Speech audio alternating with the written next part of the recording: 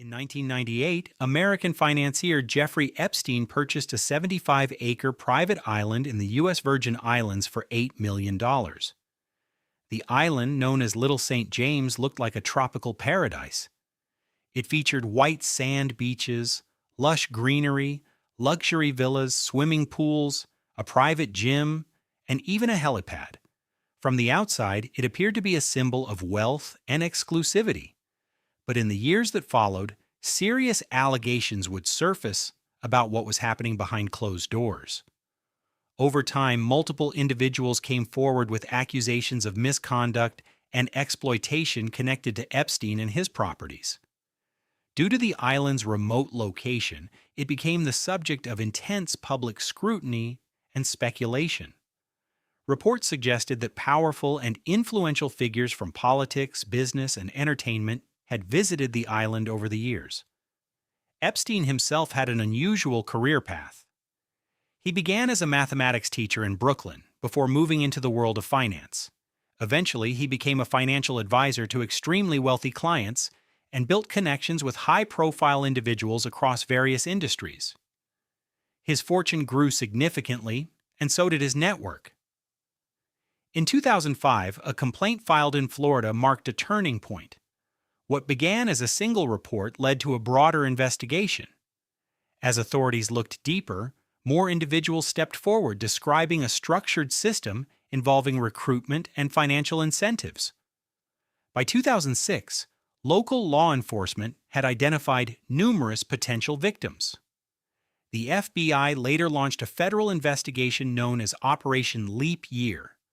Serious charges were prepared, including federal offenses related to exploitation and trafficking. However, in 2008, a controversial plea agreement was reached.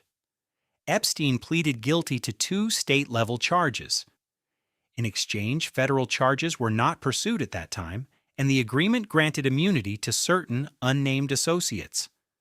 The deal was sealed, and it later drew widespread criticism for its secrecy and leniency. Epstein ultimately served 13 months of an 18-month sentence, much of it under work release conditions. After his release, he resumed his social and professional activities. Nearly a decade later, in 2018, investigative journalist Julie K. Brown of the Miami Herald published a series titled Perversion of Justice. Her reporting revisited the earlier plea deal and highlighted the experiences of several individuals who had come forward. The series sparked national attention and renewed public pressure. In July 2019, Epstein was arrested again, this time facing federal charges in New York related to trafficking and exploitation. On August 10, 2019, he was found unresponsive in his jail cell. Authorities ruled the death a suicide. However, reported security failures and malfunctioning surveillance equipment led to widespread skepticism and public debate. The case quickly became surrounded by conspiracy theories and political controversy. In the years that followed, the so-called Epstein Files became a major topic of discussion. Various documents were released, including flight logs, contact lists, and court records. These records showed that many high-profile individuals had social or professional associations with Epstein. It is important to note that being mentioned in documents or flight logs does not by itself establish wrongdoing. Several public figures whose names appeared in records have denied any involvement in illegal activity. As additional documents were released in later years, many were heavily redacted to protect privacy and ongoing legal matters.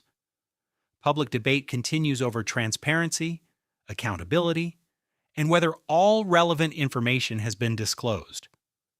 The Epstein case remains one of the most controversial scandals in modern American history. It raised serious questions about power, privilege, justice, and the influence of wealth within legal systems. Even years later, the full scope of the case continues to be examined.